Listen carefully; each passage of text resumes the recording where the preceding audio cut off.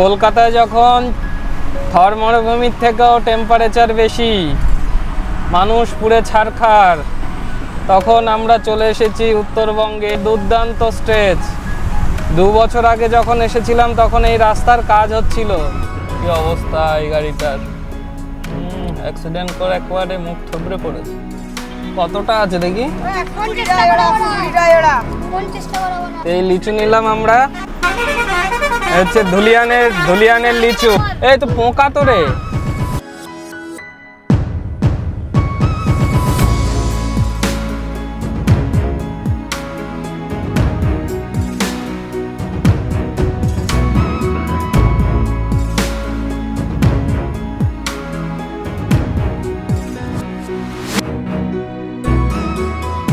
নমস্কার বন্ধুরা, আমরা আজকে বেরোচ্ছি আমাদের সামার ট্রিপে। আজ হচ্ছে মে মাসের 21 তারিখ, আর আমরা বেরোচ্ছি to the land of rising sun. এখন ঘড়িতে বাজে 5:15।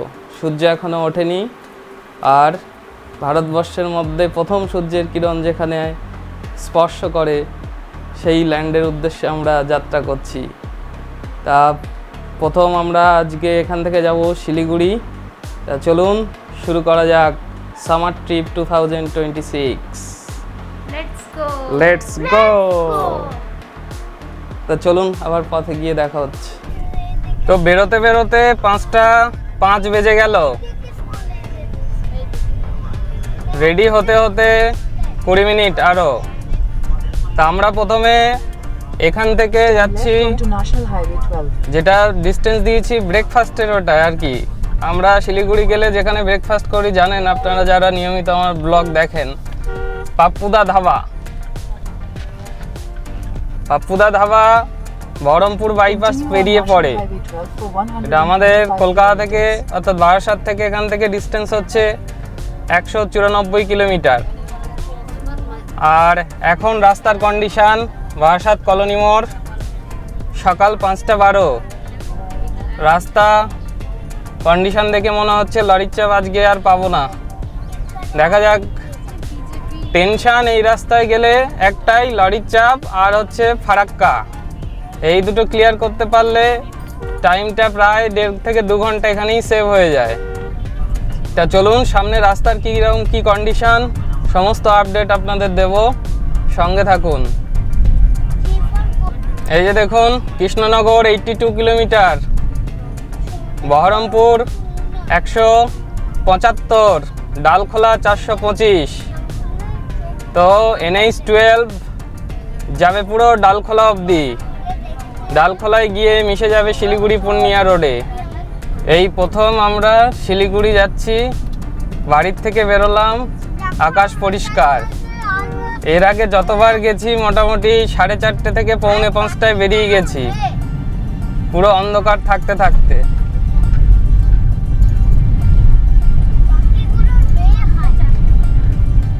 সন্তোষপুর মোড় পেরোলাম আমরা, লরির কোনো চিহ্ন নেই আপাতত। আর একটা পার্থক্য একদম ইনস্ট্যান্ট বোঝা যাচ্ছে, এই রাস্তায় এখন অবধি 60 থেকে 80 ইজিলি ক্রুজ করলাম। মানে গাড়ি একটা ম্যাটার করে, সেটা 3X চালিয়ে বোঝা যাচ্ছে। তো রাস্তার যে এক্সটেনশনের কাজ হচ্ছে তার কন্ডিশন দেখুন, মাঝে মাঝে ভালো প্যাচ আর মাঝে মাঝে এখনও কাজ কমপ্লিট হয়নি, কিন্তু রাস্তা ভালোই চওড়া। বৃষ্টি না হলে এখান দিয়ে মুভ করা কোনো অসুবিধা নেই তেমন। আপনারা যারা কলকাতা থেকে এই বারাসাতের ওপর দিয়ে রাস্তাটা নেবেন ভাবছেন, কল্যাণী এক্সপ্রেসওয়ের এক্সট্রা কতগুলো কিলোমিটার আপনারা ট্রাভেল না করে এই দিক দিয়ে ইজিলি যেতে পারেন, কোনো অসুবিধা নেই। এই যে দেখুন, রাস্তা এখনও কাজ হচ্ছে বলে এরকম মাঝে মাঝে বড় জাগুলিয়া অবধি 2-3টে ডাইভারশন পাবেন, যেখানে স্পিডটা একটু কমে যাবে। কিন্তু রাস্তা আগের থেকে অনেক চওড়া হয়ে গেছে এবং কাজও চলছে। আর কিছুক্ষণ পরেই আমরা বড় রাস্তায় উঠে যাব, অর্থাৎ ডবল লেনে। যখন আমরা এর আগে শিলিগুড়িতে গেছি প্রত্যেকবারই বারাসাত থেকে বড় জাগুলিয়া, এটা মোটামুটি 45 থেকে 50 মিনিট তো লেগেইছে। তো এবার আমরা 5:05 শুরু করেছি যাত্রা। তো দেখা যাক, এখন অবধি আধ ঘন্টা হয়েছে, কত মিনিট সেভ হয়। তো এখন বাজে 5:43, 38 মিনিটে আমরা এই 26 কিলোমিটার কভার করলাম। আর এবার আমরা উঠে গেলাম ডবল লেন হাইওয়েতে বড় জাগুলিয়ায়। তো এখান থেকে আর 165 কিলোমিটার পাপ্পুদা ধাবা, 3 ঘন্টা 15 মিনিট লাগবে। তো দেখা যাক, এস্টিমেটেড টাইম অফ অ্যারাইভাল সকাল 9টা দেখাচ্ছে। তো আজকে আমাদের শিলিগুড়ির পথে এটা হচ্ছে প্রথম টোল।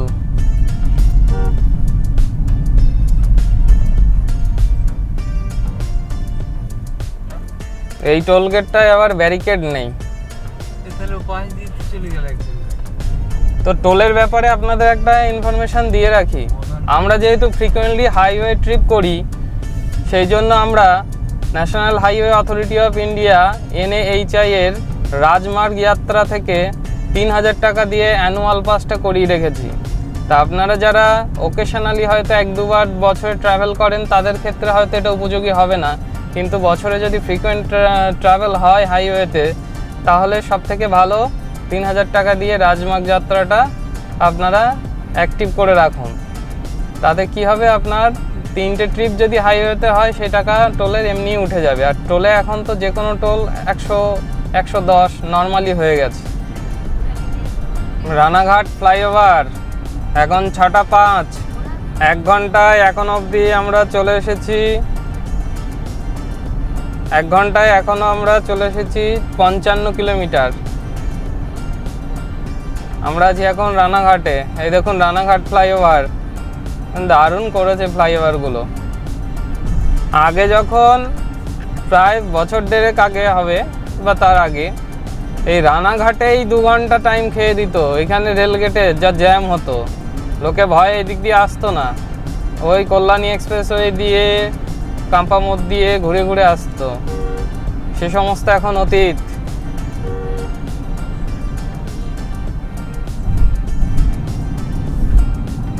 দারুণ রাস্তা। আজকে দিনটা একটু মেঘলা থাকবে মনে হচ্ছে, দেখা যাক, মেঘলা হলেই ভালো, যা গরম পড়েছে। এই যা রাস্তা, এই রাস্তায় 80-90 ইজিলি ক্রুজ করা যাবে।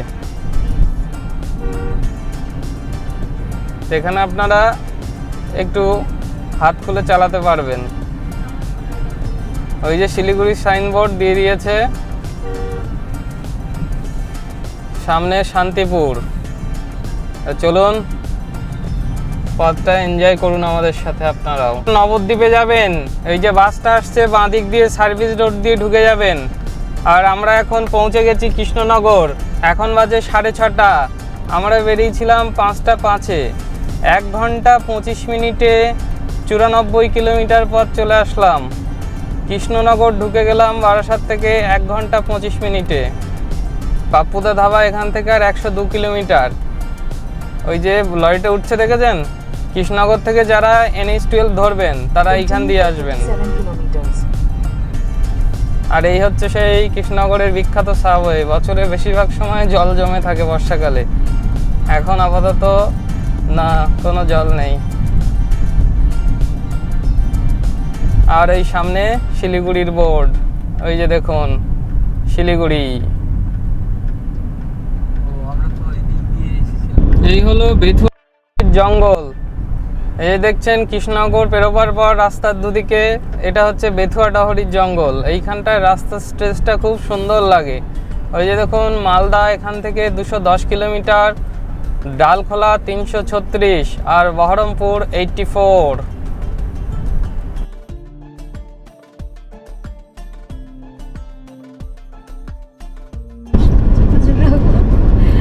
এই হচ্ছে মায়াপুরের মোড়। এই যে দেখুন বাঁ দিক দিয়ে ঢুকে গেলে আপনারা মায়াপুর যেতে পারবেন এই দিক দিয়ে।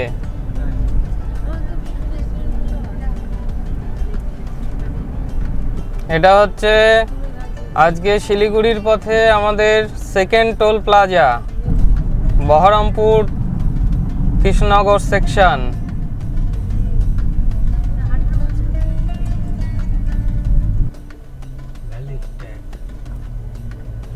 তো আমরা এখনো অবধি বাড়ি থেকে চলে এসেছি 125 কিলোমিটার।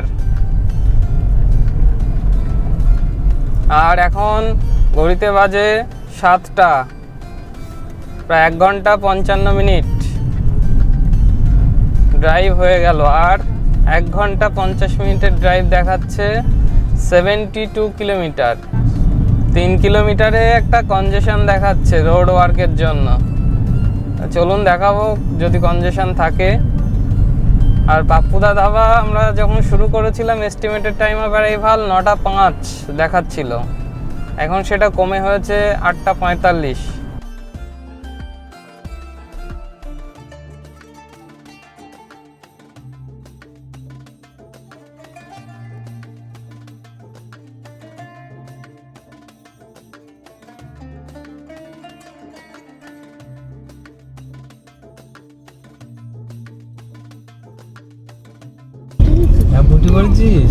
এই হচ্ছে সেই কনজেশন।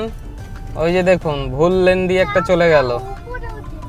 এই সমস্ত কাজের জন্য এত জ্যাম হয়।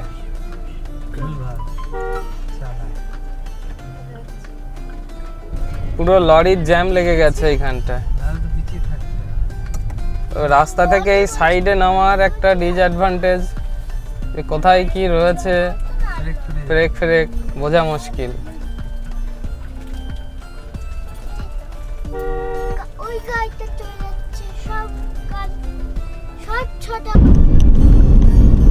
বাধ্য হয়ে অন্য লেন দিয়ে যেতে হচ্ছে। লরির শুধু জ্যামটা দেখুন, কি বিশাল লম্বা লাইন।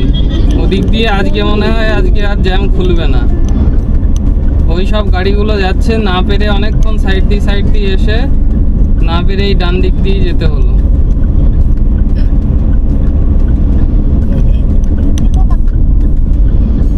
সামনে যেখানে এবার ডিভাইডার পাবো সেখান দিয়ে আবার আমরা বাঁ দিকে ঢুকে যাব। কি হয়েছে আদতে বোঝা গেল না। হ্যাঁ,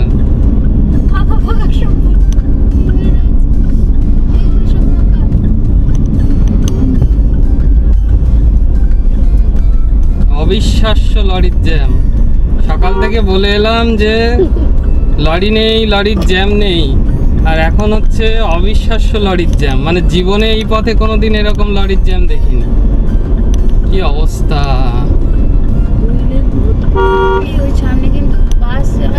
পুরো অপোজিট লেন দিয়ে যতটা পারা যায় টেনে দিচ্ছি।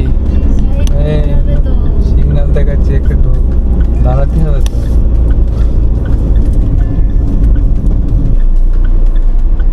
এবার ঢুকে পড়, ছোট গাড়ি রয়েছে সামনে।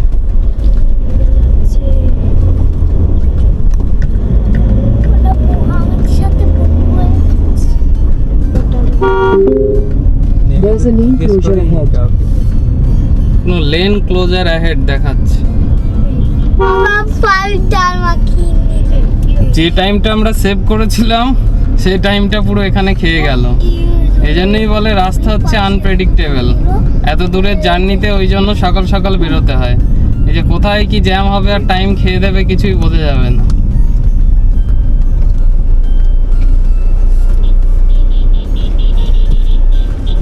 এই যে রাস্তার কাজ হচ্ছে দেখতে পাচ্ছেন ব্রিজের, এর জন্যই এত ঝামেলা।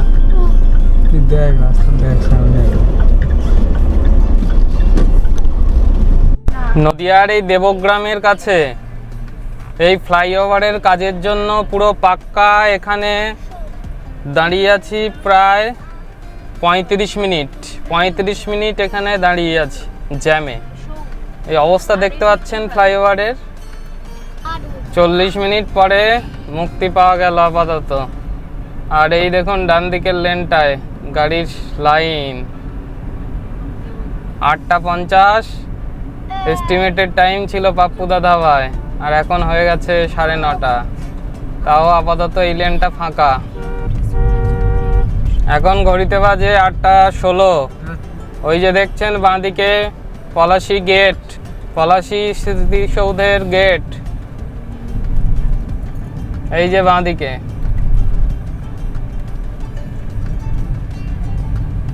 পলাশী ওয়ার মেমোরিয়াল যারা দেখতে চান তারা ওই বাঁদিক দিয়ে ঢুকে যাবেন। আর আমরা সোজা বেরিয়ে গেলাম বহরমপুরের দিকে। বহরমপুর এখান থেকে আর 44 কিলোমিটার বহরমপুর বাইপাস। এখান থেকে রাস্তা ক্লিয়ারই মনে হচ্ছে, আপাতত ম্যাপে তো তাই দেখাচ্ছে। ওই 35 মিনিট বসে থাকাই ওইটা বিরক্তিকর। গাড়ি যদি হালকা হালকা করে এগোয়, মুভিং ট্রাফিক, তাও সেটা সহ্য করা যায়। পুরো একদম স্টিল হয়ে গেলে এত দূরের পথে, তখনই সেটা চিন্তার বিষয় হয়ে দাঁড়ায়। ওই জন্য যখন এত দূরে বেরোবেন, সবসময় চেষ্টা করবেন যতটা ভোরে ভোরে বেরোনো যায় তত ভালো। আমরা 4:30 টার্গেট নিয়েছিলাম, কিন্তু বেরোতে বেরোতে 5টা 5 হয়ে গেল। এই যে দেখুন, দেবগ্রামের পরে আবার বেলডাঙ্গা। বেলডাঙ্গার এখানেও আবার ফ্লাইওভারের কাজ হচ্ছে, আবার এইখানেও জ্যাম হচ্ছে আবার। মানে NH-12 মানে যে সারা জীবনে যেন আর ঠিক হবে না, কোথাও না কোথাও কিছু একটা ডিফেক্ট লেগেই থাকবে, বছরের পর বছর ধরে সেই একই রকম কন্ডিশন। এটা হচ্ছে মুর্শিদাবাদের ভাবতা। এখানে এই রেল লাইন রয়েছে, এইখানে একটা ক্রসিং, এইখানে প্রত্যেকবার জ্যাম হয়। তো এইখানেও দেখছি ফ্লাইওভারের কাজ চলছে। এইখানে ফ্লাইওভারটা হওয়া একান্ত জরুরি। তো দেখলাম বেলডাঙ্গা, দেবগ্রাম, ভাবতা। আপনারা যদি এখন তো মে মাস, মে থেকে জুন জুলাই অবধি আসেন, তাহলে মোটামুটি এই 2-3 মাসের রাস্তার কন্ডিশন আপডেট এটাই যে হচ্ছে ভাবতা এবং আপনার দেবগ্রাম, এই সমস্ত জায়গায়, এবং রেজিনগর, এই বেলডাঙ্গায়, এই জায়গাগুলোতে কিন্তু আপনার ফ্লাইওভারের কাজ হচ্ছে এবং সার্ভিস রোডের কন্ডিশন খুবই খারাপ। এখানে কিন্তু ভালো রকম জ্যাম পাবেন। সুতরাং শিলিগুড়ির দিকে যদি প্ল্যান করেন এই সময়, তাহলে একটু হাতে সময় নিয়ে বাড়ি থেকে বেরোবেন। তো জঘন্য।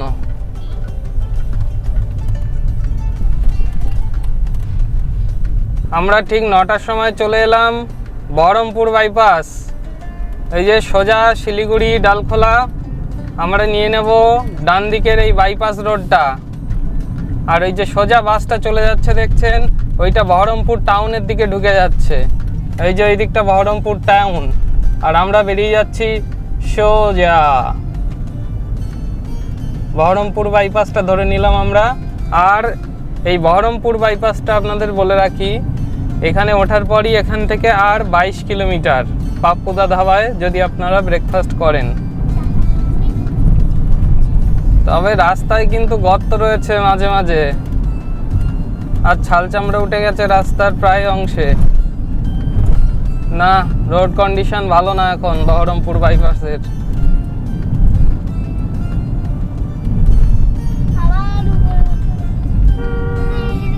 রাস্তার কন্ডিশন খারাপ।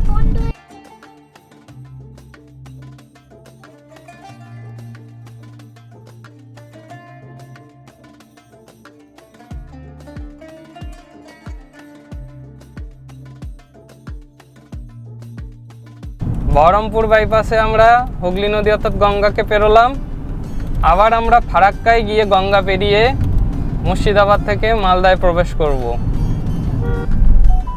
এখানে আপনার 80-র নিচেই ক্রুজ করতে হবে, 80-তে ক্রুজ করা যাবে না এত সুন্দর বাইপাসে। খুবই দুর্ভাগ্যের ব্যাপার। আজকের দিনে আমাদের 3 নম্বর টোল প্লাজা, এটা হচ্ছে বহরমপুর ফারাক্কা সেকশন।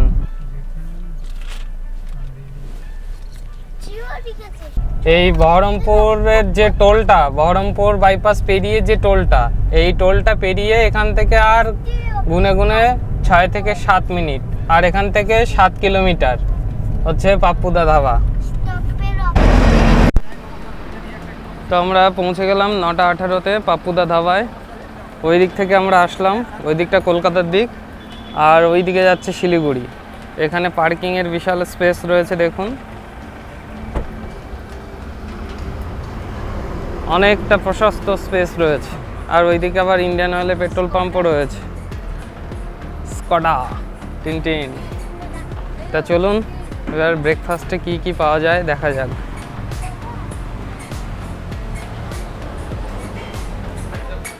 টয়লেটেরও ব্যবস্থা রয়েছে এখানে, এই যে ওয়াশ বেসিন, এখানে টয়লেট।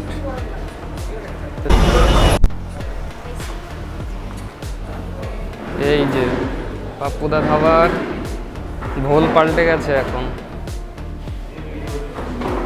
এখানটায় পুরো, এটা আগে পুরো নন এসি ছিল আর চেয়ার টেবিল ছিল প্লাস্টিকের, এখন পুরো পাল্টে গেছে 6টা করে। এসো না, কি খাবি?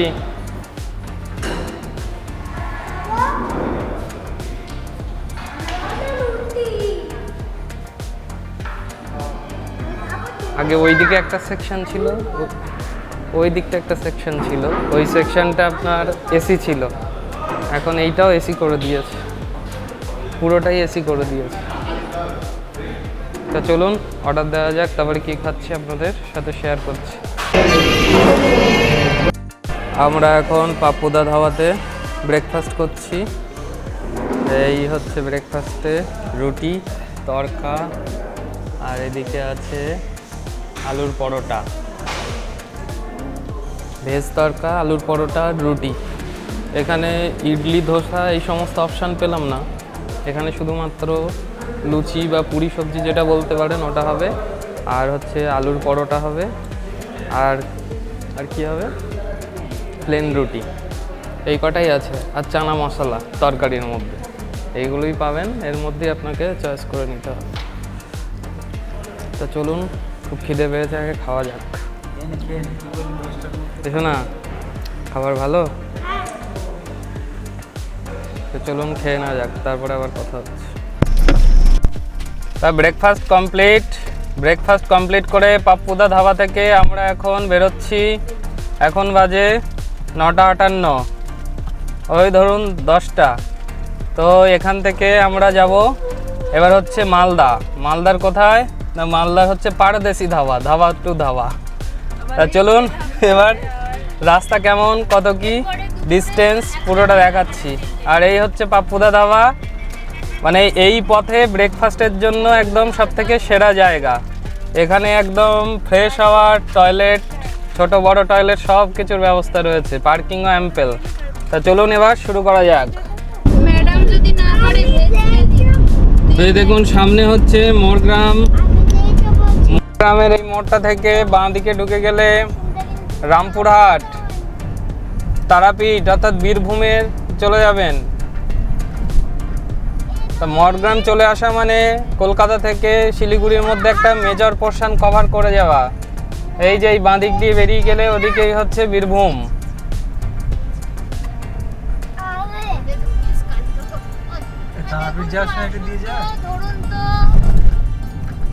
আর আমরা সোজা বেরিয়ে যাচ্ছি।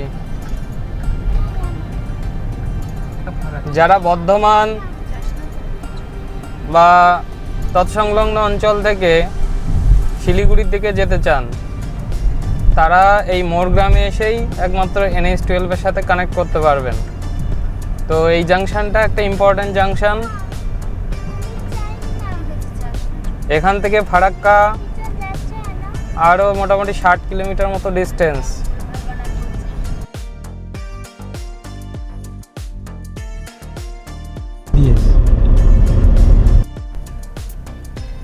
পারদেশি ধাবার থেকে আর 97 কিলোমিটার দূরে আমরা পাপ্পুদা ধাবা থেকে পেরিয়ে এসেই মুর্শিদাবাদের এই সেকশনটায় প্রায়ই কিন্তু একটা লেনে কাজ হয় আর একটা লেন দিয়ে যাতায়াত দুটোই হয়। এই যে দেখছেন একই লেন দিয়ে যাতায়াত চলছে আর পাশের লেনে রাস্তার কাজ চলছে। এখান থেকে আর 40 কিলোমিটার। সামনেই আসছে ফারাক্কা ফিডার ক্যানেল, আর ফারাক্কা ফিডার ক্যানেলের ওপরে অবস্থিত সেই আয়রন ব্রিজ।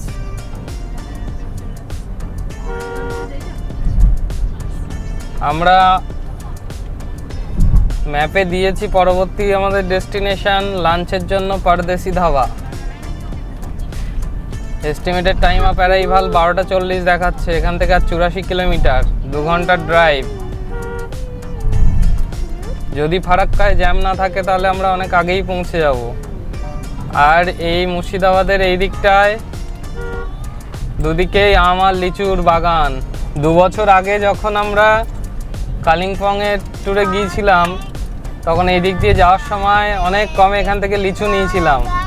তো দেখা যাক এবার লিচু বা আম কিছু পাওয়া যায় কিনা। এটা হচ্ছে আপনার আয়রন ব্রিজ, ফারাক্কা ফিডার ক্যানেলের ওপরে এই আয়রন ব্রিজটা তৈরি করা। এখান থেকে ফারাক্কা আর 32 কিলোমিটার।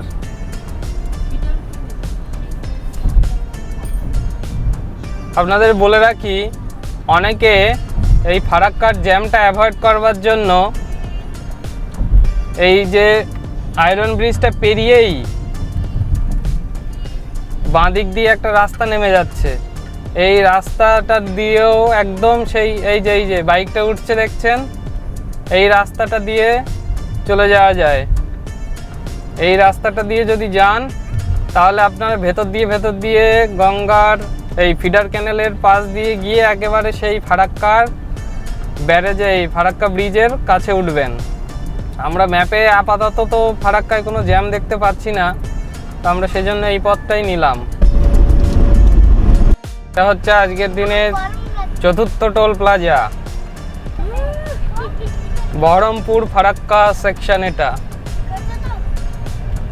এইখানে সব থেকে কম ডিস্টেন্সের মধ্যে দুটো পর টোল প্লাজা পড়বে। একটা হচ্ছে ফারাক্কা ঢোকার আগে এইটা, আবার ফারাক্কা ব্যারেজ পেরিয়েই আবার একটা। মানে এত কম ডিস্টেন্সের মধ্যে নর্মালি দেখা যায় না টোল। পাওয়া যাচ্ছে কতটা আছে দেখি? 50 টাকা ওরা 50 টাকা ওরা 120 টাকা ওরা সবাই চাই ওরা একটা কত করে নেবে? কোনটা? একটা 100 টাকা। এই দুটো 100 দেবো। হ্যাঁ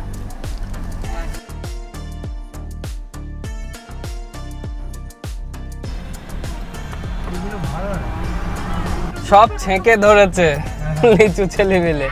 ওই দেখা যাক আমার সামনে একটা রয়েছে লিচু, ওই যে দেখি। এগুলো অতটা ভালো না, পুরো এই দুই দিকে পুরো সব লিচু নিয়ে দাঁড়িয়ে আছে দেখুন, ছোট ছোট। এই যে বাঁ দিকে হচ্ছে লিচু গাছ সব, এখান থেকে সবাই লিচু পেড়ে লিচু বিক্রি করছে। এখানে হচ্ছে ফারাক্কা থেকে 15 কিলোমিটার দূরে, এটা হচ্ছে ধুলিয়ান।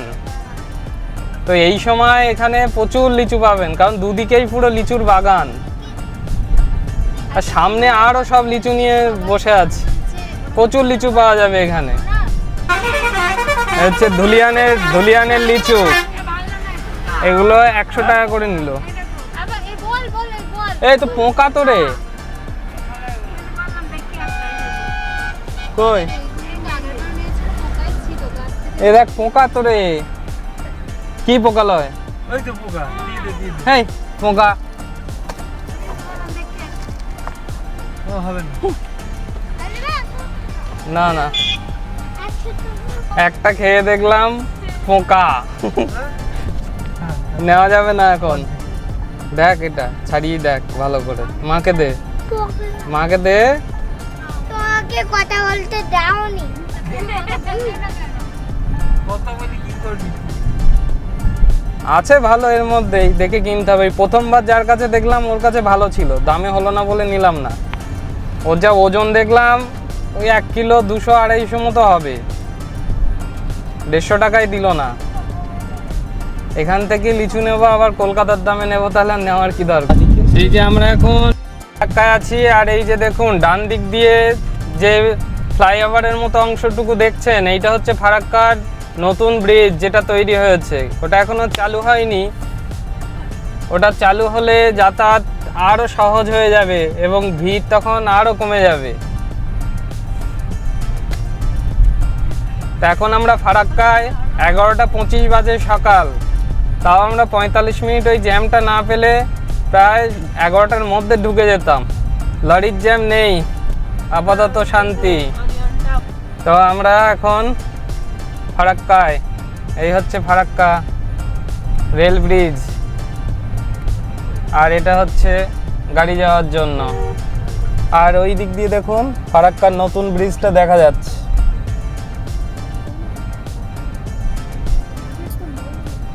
ওই দিকটা হচ্ছে ভাগীরথী গঙ্গা, ওখানে জল দেখুন আর কতটা চওড়া দেখুন। ওটাই যখন এই দিকে আসছে দেখুন জল নেই, শুকিয়ে গেছে পদ্মা। এইগুলো হচ্ছে লক গেট। এই সামনে যে দেখছেন টোটাল 109খানা লক গেট আছে এরকম।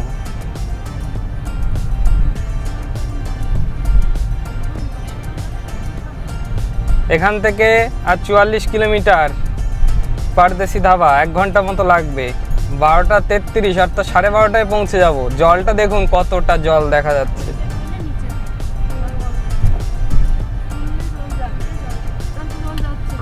এই যে যেগুলো উঁচু রয়েছে মানে লক গেট বন্ধ, এইগুলো যদি নামানো থাকে মানে লক গেট খোলা।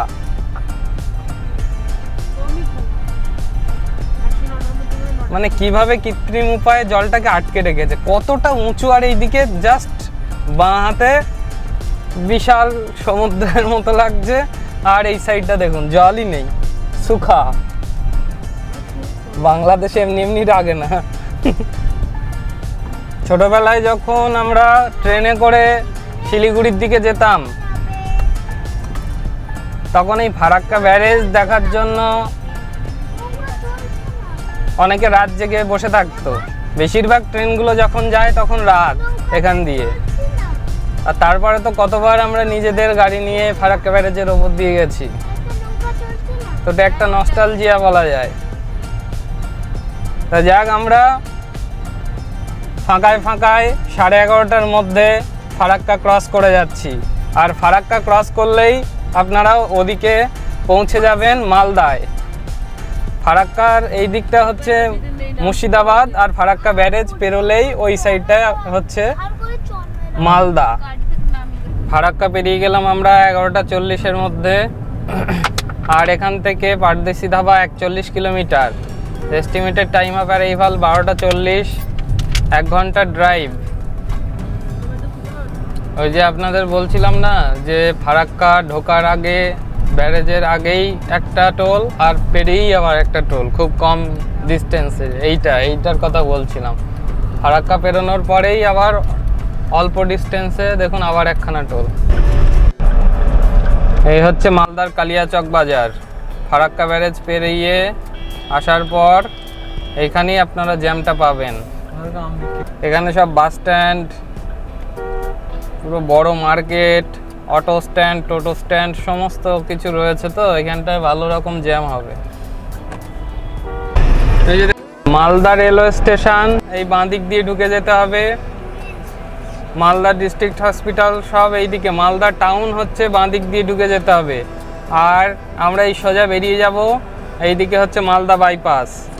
এই যে দেখুন মালদা বাইপাস। আর এখান থেকে 16 কিলোমিটার। মালদা বাইপাসে ওঠার পর 16 কিলোমিটার পাপ্পুদা ধাবা। মোটামুটি মালদা বাইপাস পেরোলেই কিছুটা গিয়েই আপনারা পাপ্পুদা ধাবা পেয়ে যাবেন। এখন বাজে 12:30, আর আমরা পৌঁছে গেলাম পারদেশি ধাবা মালদায়। এই যে পার্কিং জোন।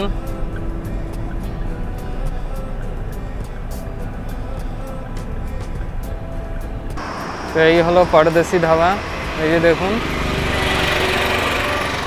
আর এইখানে আমরা গাড়িটা পার্ক করে দিয়েছি। আর আমরা আসলাম ওইখান দিয়ে, ওটা হচ্ছে কলকাতার দিক থেকে আসলাম। আর শিলিগুড়ির দিকে হচ্ছে এইটা হচ্ছে শিলিগুড়ির দিক। আপনারা এই ধাবার সামনেই একটা পার্কিং আছে, এইখানে লাইন দিয়ে এখানে গাড়িগুলো পার্ক করতে পারেন। আর একটা পার্কিং আছে আপনাদের দেখাচ্ছি, চলুন। এই সাইড দিয়ে এটা শেডেড পার্কিং রয়েছে, এখানে পার্ক করে এই ভেতর দিয়ে ঢুকে যেতে পারবেন। এই যে দেখুন, এখান দিয়ে পার্ক করে ওই ভেতর দিয়ে ঢুকে চলে যাওয়া যাবে। আমরা এখানে ফাঁকা পেলাম বলে এখানে গাড়িটা পার্ক করে দিলাম। তা চলুন এবার লাঞ্চ করা যাক। এটা হচ্ছে পারদেশি ধাবার এন্ট্রি। এখানে কাজ চলছে।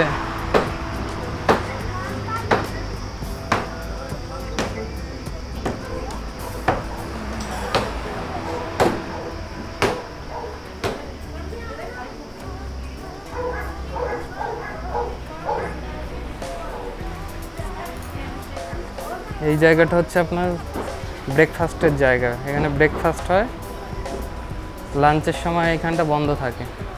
আর ঢুকেই হচ্ছে মা কালীর ছবি। জয় মা কালী, মা গো জয় মা। আর এটা নতুন খুলেছে আবার।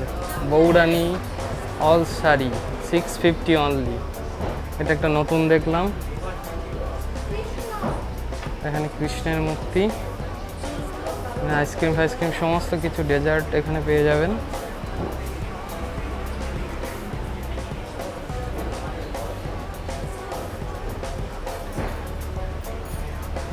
আর লাঞ্চের জন্য যে জায়গাটা সেটা আপনাদের দেখাই। লাঞ্চের জায়গা হচ্ছে এইটা হলো লাঞ্চের জায়গা।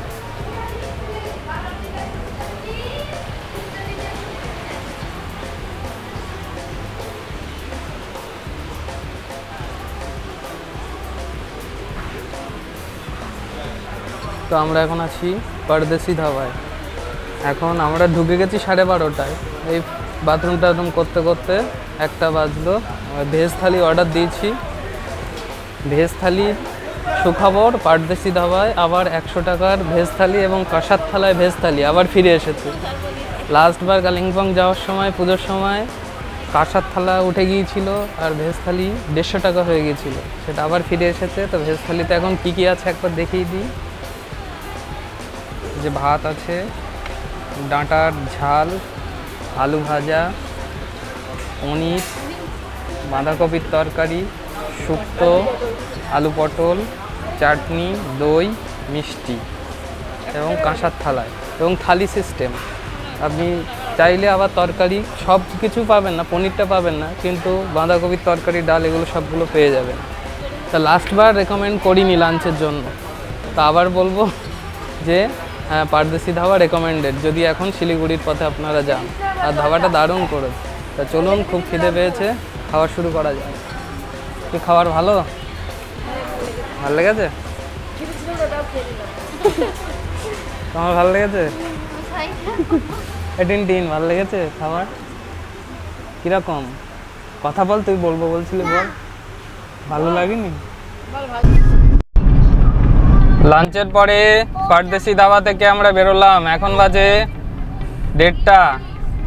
আর এখান থেকে আমাদের শিলিগুড়ির হোটেল, অ্যাকচুয়ালি শিলিগুড়ি না, এবার আমরা ফুলবাড়িতে থাকবো। ফুলবাড়ি অর্থাৎ NH27, অর্থাৎ শিলিগুড়ি থেকে গুয়াহাটি যে রাস্তাটা যাচ্ছে সেইটা NH27। আর ফুলবাড়ি বাইপাসের কানেক্টিং যে জাংশন, সেখানেই একটা হোটেল।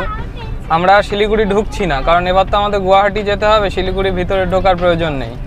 সেই জন্য ওই ফুলবাড়ি ক্রসিংয়ের ওখানে কালেকশন ও আশিয়ানা রেসিডেন্সি এই হোটেলটা, ওটা ডিস্টেন্স এখান থেকে 237 কিলোমিটার আর 4 ঘন্টা 23 মিনিটের ড্রাইভ দেখাচ্ছে। এস্টিমেটেড টাইম অফ অ্যারাইভাল বিকেল 5:51। এখন আমরা মালদাতেই আছি। আমরা রায়গঞ্জ ঢুকলে সেখানে উত্তর দিনাজপুরে ঢুকবো। সামনে হচ্ছে রায়গঞ্জ বাইপাস। তা চলুন, রাস্তাটা সামনে কেমন কি থাকে পুরোটাই আপনাদের সাথে শেয়ার করব। আর গাড়ির কথা যদি বলেন, মাইলেজ 17.1-এ নেমে এসছে। এর কারণ হলো যে জ্যামে বহুক্ষণ আমাদের দাঁড়িয়ে থাকতে হয়েছে, আর এত গরম, এখন তো এসিটাও চালাতে হচ্ছিল মাঝে মাঝে।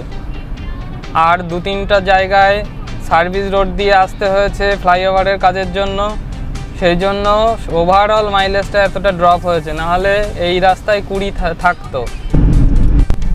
এটা আমাদের শিলিগুড়ির পথে 5 নম্বর toll plaza, Farakka Raiganj section.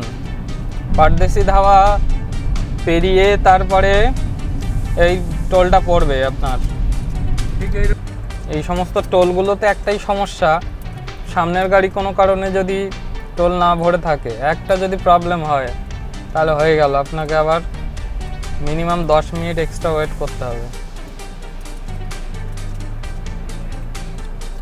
গাড়িটাকে ব্যাকে নিয়ে আবার অন্য লেন দিয়ে এসে অন্য একটা গেটে আসতে অনেকটা টাইম ওয়েস্ট হয়ে যায়।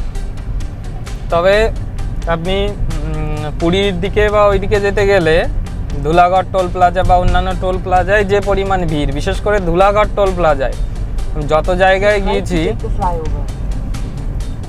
ধুলাগড় টোল প্লাজা হচ্ছে সবকা বাপ, মানে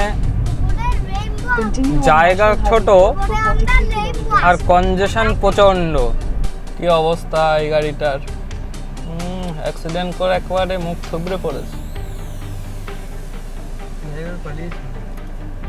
লরিগুলো যা যায় সাংঘাতিক। ওই যে যেটা বলছিলাম চাঁচলের দিকে বেরিয়ে যাচ্ছে বাঁ দিকের রাস্তাটা, ওই যে বাঁ দিক দিয়ে যে রাস্তাটা বেরিয়ে গেল ওটা চলে যাচ্ছে চাঁচল।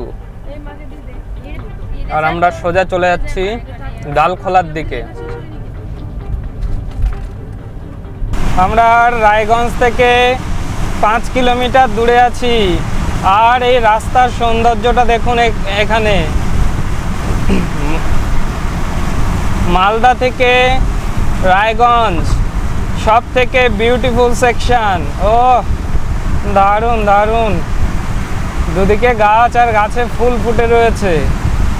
রায়গঞ্জেই তো পুরো ফিল দিয়ে দিচ্ছে ডুয়ার্সের। অসাধারণ লাগছে, অসাধারণ।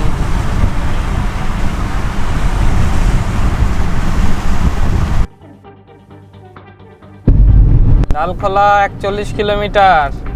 আমরা রায়গঞ্জ বাইপাস দিয়ে যাচ্ছি এখন। আর এই রাস্তার অর্থাৎ আমাদের NH-12-এর সমস্যা হলো এই গার্ডরেল। পুরী যেতে গিয়ে কলকাতা চেন্নাই রোডের মেন সমস্যা যেমন হচ্ছে স্পিড ক্যামেরা, আর এখানে হচ্ছে গার্ডরেল। একটু যেতে না যেতেই গার্ডরেল শুরু দুদিকে। এই যে বাঁ দিকের যে exit, Continue on Marshall Highway 12 for 24 kilometers. আর সোজা আমরা ডালখোলার দিকে বেরিয়ে যাচ্ছি। এটা হচ্ছে রায়গঞ্জ বাইপাস। কলকাতা থেকে শিলিগুড়িতে যতগুলো স্ট্রেচ আছে তার মধ্যে রায়গঞ্জ বাইপাস হচ্ছে সব থেকে লংগেস্ট স্ট্রেচ বা লংগেস্ট বাইপাস। আর 3X-ওর ব্যাপারে কিছু না বললে ভুল হবে। এর আগেও এই পথে আমরা দুটো গাড়ি নিয়ে এসেছি, ব্যালিনো আর সুইফট। এই রকম পারফরমেন্স একমাত্র ব্যালিনো কাছাকাছি আসবে। মানে এস্টিমেটেড টাইমের থেকেও আগে আগে যাচ্ছি। মানে এই গাড়িতে 80-90 স্পিডটা কিছুই মনে হচ্ছে না, যে 90 স্পিড করছি মনে হচ্ছে যেন একদম ধীরে ধীরে যাচ্ছি। বলতে বলতে আজকের দিনে আমাদের 6 নম্বর টোল প্লাজা আসতে চলেছে, 1 কিলোমিটার। আর এখান থেকে ডিস্টেন্স দেখাচ্ছে, এটা হচ্ছে বড়াই টোল প্লাজা, বড়াই। এই যে দেখুন, আমরা এখন আছি বোতলবাড়ি।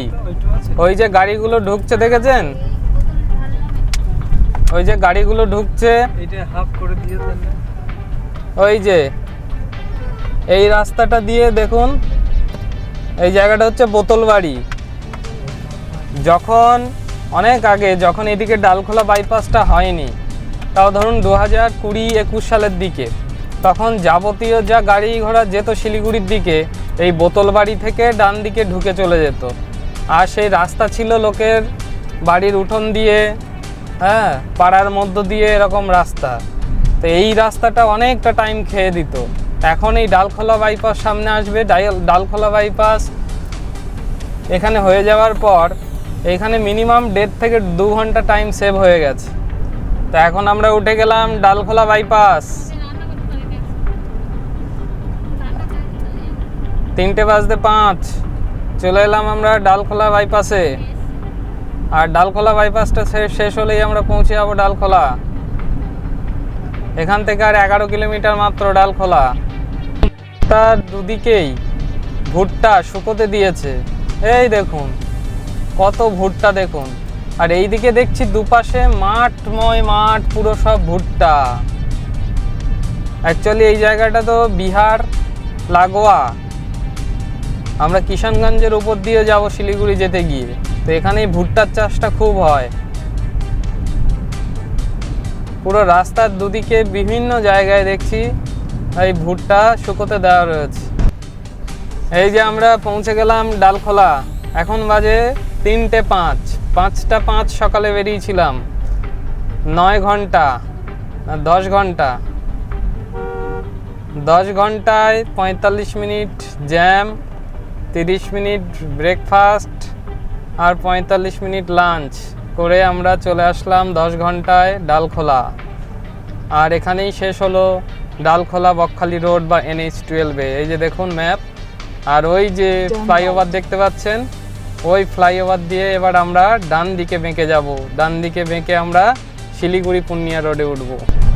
আমরা এবার ওই ব্রিজের তলা দিয়ে এসে ডান দিকে বাঁক নিলাম, নিয়ে এই সার্ভিস রোড দিয়ে যাচ্ছি। এবারে গিয়ে এই শিলিগুড়ি পূর্ণিয়া রোডে আমরা উঠব। এই আমরা কানেক্ট করলাম শিলিগুড়ি পূর্ণিয়া রোডে। এখান থেকে আর 125 কিলোমিটার আমাদের হোটেল শিলিগুড়ির। 2 ঘন্টা 20 মিনিটের ড্রাইভ। এস্টিমেটেড টাইম আবার এইভাবে কমে কমে 5:30টায় এসে দাঁড়িয়েছে। আর এই রাস্তার কন্ডিশন কেমন কি চলুন দেখাবো। আর কিছু দূর যাওয়ার পরই দুদিকে চা বাগান শুরু হবে। তো সেই চা বাগানেরও অপরূপ সৌন্দর্য আপনাদের সাথে শেয়ার করব। শিলিগুড়ির যাত্রাপথে এটা হলো 7 নম্বর টোল, সুরজপুর টোল প্লাজা।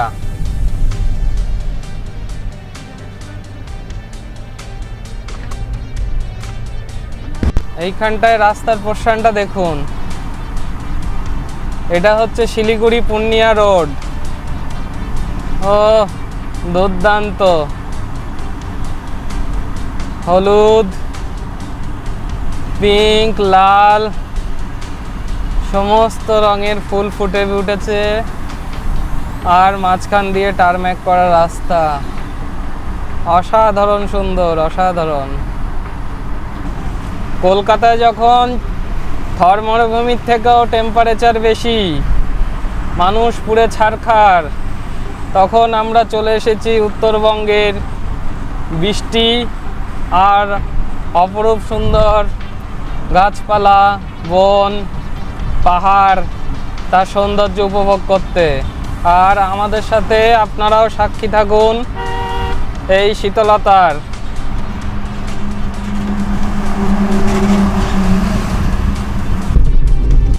তো আমরা ঢুকে গেলাম বিহারের কিষানগঞ্জ। এই বাঁদিকে হচ্ছে কিষানগঞ্জ স্টেশন, যেটা কলকাতা থেকে বা হাওড়া থেকে শিলিগুড়ি আসতে একটা স্টেশন পড়ে। তো এই কিষানগঞ্জ হচ্ছে বিহারের মধ্যে। শিলিগুড়ি যাওয়ার পথে এই একটুখানি পোর্শন আমাদের বিহারের মধ্যে ঢুকতে হবে, ঢুকে আবার আমরা ওয়েস্ট বেঙ্গলের মধ্যে ঢুকে যাব। এই সাইনবোর্ডটা লক্ষ্য করুন, এই যে শিলিগুড়ি 100 কিলোমিটার, শিলচর 850, গুয়াহাটি 553। তো কাল যাব আমরা গুয়াহাটি শিলিগুড়ি থেকে। তো 3:38 আমরা কিষানগঞ্জ পেরিয়ে গেলাম। যতবার আমরা শিলিগুড়ি এসেছি মানে সব থেকে ফাস্টেস্ট কিষানগঞ্জ ঢুকলাম এবারই। 21 মে 2026, তাও দেরি করে বেরিয়ে 5:05 বেরিয়েছি। এই প্রথম আমরা মানে আকাশ পরিষ্কার হওয়ার পর বাড়ি থেকে বেরোলাম, আর সূর্য ডোবার আগেই আমরা হোটেলে ঢুকবো। তো রেকর্ড। এখান থেকে আমরা ডান দিকে বেঁকে যাচ্ছি ইসলামপুর বাইপাসের দিকে। Continue on National Highway 27 for 17 kilometers. তা আমরা এখন যাচ্ছি ইসলামপুর বাইপাস দিয়ে। ওই যে মোড়টা দেখালাম আপনাদের, ওই মোড় থেকে আমরা ডান দিকে ঢুকে গেলাম। এই ইসলামপুর বাইপাস বরাবর এখনো 13 কিলোমিটার যেতে হবে। এটা হচ্ছে NH-27। কালকে আমরা যে গুয়াহাটি যাব সেই এটাই NH-27। এই NH-27 ধরেই আমাদের যেতে হবে গুয়াহাটি। এটাই চলে যাচ্ছে আলিপুরদুয়ার, গুয়াহাটি, এই রোডটা। বুঝছো না? বল কেমন লাগছে? ভালো। কোথায় যাচ্ছিস? আমরা যাচ্ছি শিলিগুড়ি। শিলিগুড়িতে যাচ্ছ কেন? এই যে শিলিগুড়িতে খেতে। পাহাড়, পাহাড়ে গিয়ে কি করবি? পাহাড়ে আমরা করবো, পাহাড় নিয়ে বরফ খেলবো। কোথায় যাচ্ছ? পাহাড় দেখতে কোথায়? কোন জায়গায়? জায়গার নাম কি? পুরনো চরপদেশ। তাই আমরা এখন একটা পেট্রোল পাম্প দেখে দাঁড়িয়েছি। এখন বাজে ঘড়িতে এখন বাজে 4:15। আর এখান থেকে আর 65 কিলোমিটার আমাদের হোটেল। একটুখানি 10 মিনিটের টয়লেটের জন্য ব্রেক, আর একটু গা হাত পা স্ট্রেচ করবার জন্য আমরা একটা ব্রেক নিলাম। তারপরে আমরা এবার এখান থেকে আবার রওনা দেব শিলিগুড়ির উদ্দেশ্যে। আর আজকে ওয়েদারটা দেখুন, এখন পুরো কাঠফাটা রোদ থাকার কথা, কিন্তু পুরো মেঘলা, দেখেছেন? আর এই আমাদের হোয়াইট হর্স দাঁড়িয়ে আছে, ঘোড়ো কা ঘোড়া, আরবি ঘোড়া। পুরো গাড়ি চলছে তো একেবারে মানে 90-100 কোনো ব্যাপারই না। মানে এটা সারপ্রাইজিং যে আজকে আমরা বেলা থাকতে থাকতে শিলিগুড়ি পৌঁছে যাব। মানে এটা 3XOর জন্যই সম্ভব হয়েছে। Thank you 3XO। এই দেখুন শিলিগুড়ি থেকে 50 কিলোমিটার দূরে আর এই দুদিকে চায়ের বাগান শুরু হয়েছে এবার। আর রাস্তায় আজকে ফুলের শোভা দেখে নিলাম আমরা, বেগুনি, হলুদ, পিঙ্ক, কত রঙের ফুল। এটা হচ্ছে আজকে আমাদের শিলিগুড়ির পথে 7 নম্বর টোল প্লাজা।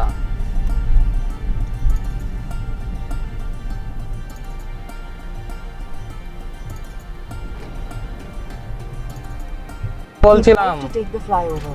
এই যে দেখুন, সোজা যদি বেরিয়ে যান অর্থাৎ হালকা বাঁ সাইড দিয়ে, তাহলে হচ্ছে ওই যে বাগডোগরা 14 কিলোমিটার, আর সোজা এইটা দিয়ে জলপাইগুড়ি ফুলবাড়ি। আমরা এই ফুলবাড়ির দিকে যাব, তাই এই ফ্লাইওভারটা নিয়ে নিচ্ছি। এখন আপনারা যারা শিলিগুড়ি যাবেন ওই বাঁদিকের রাস্তাটাও নিতে পারেন, ওই রাস্তাটাও ভালো, আগে খারাপ ছিল এখন ভালো করে দিয়েছে, দুর্দান্ত রাস্তা করে দিয়েছে।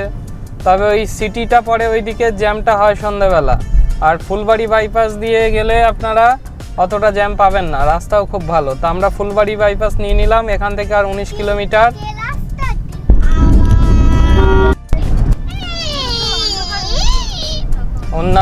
অন্যান্যবার এইদিকে পুরো অন্ধকার হয়ে যায়। এই যে মহানন্দা ক্যানেলের পাশ দিয়ে যাচ্ছি, মহানন্দা ব্যারেজ। এই যে thanks for visiting Mahananda barrage. আমরা প্রত্যেকবার যখন ওই মিত্তাল গার্ডেন্সে যাই এই মহানন্দা ব্যারেজের পাশ দিয়েই যাই, কিন্তু কিচ্ছু দেখতে পাই না। এবার যাক, তাও দেখা যাচ্ছে। আজ চলে এসেছি আমাদের হোটেল, মাত্র 2 কিলোমিটার, আর 8 মিনিট লাগবে। এতক্ষণ আমি ভাবছিলাম সেই রোডটা কোথায় গেল, এই বাজে রাস্তা এই শুরু হয়েছে। এই জায়গাটাই সে আগের বার হ্যাঁ, ধাক্কা লাগলো না, এটা হচ্ছে সেই বর্ধমান রোড বলে এটাকে। লরির ওই জায়গাটা। ওই বাসটাকে জমিয়ে ফুলবাড়ি ঘোষপুকুর রোড থেকে এবার এই ডান দিকে ঢুকে যেতে হবে। Sharp left. কুকুরগুলো ছাগল In 6